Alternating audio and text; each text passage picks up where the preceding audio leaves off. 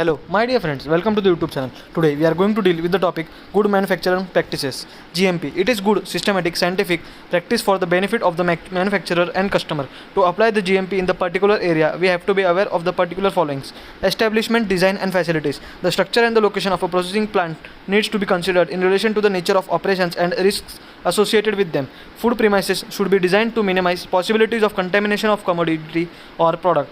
Design and layout should permit maintenance, cleaning, and disinfection of the site to minimize airborne contamination. All surfaces that come into contact with food should be non-toxic as well as being easy to maintain and clean in order to prevent any additional contamination.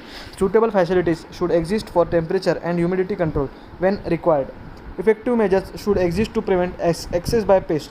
Control of operation. Effective control measures should be in place to reduce the risk of contamination of the commodity or food supply such that it is safe and fit for purpose. Adequate time, temperature or humidity controls. Food grade packaging. Potable water supplies. Maintenance of equipment. Maintenance and sanitation. Procedures and work instructions should exist to demonstrate an adequate level of maintenance of an establishment as well as efficient practices for cleaning, waste management and pest control. Overall, these operations will support the ongoing control of potential food hazards that may contaminate food.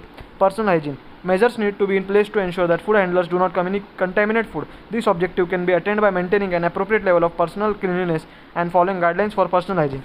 Transportation. The method of transportation should be such that measures are taken to prevent any contamination or deterioration of the commodity.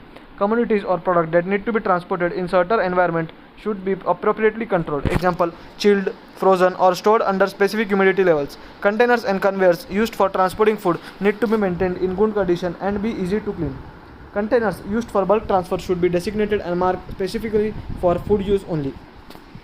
Training. All food handlers should be trained in personal hygiene as well as in the specific operation which they are working to a level commensurate with their duties. Food handlers should also be supervised by trained supervisors. An ongoing training program for food handlers is paramount to the success of a food safety management system. Product information and consumer awareness. The end product should be accompanied by adequate information to ensure that personnel at the next stage in the food chain will handle, store, process, prepare and display the product safely.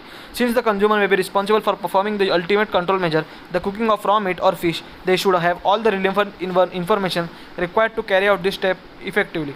All batches of food should be easily identified by a batch or lot number to allow traceability of the commodity if required. If you like this video, please like, comment and subscribe. Thank you.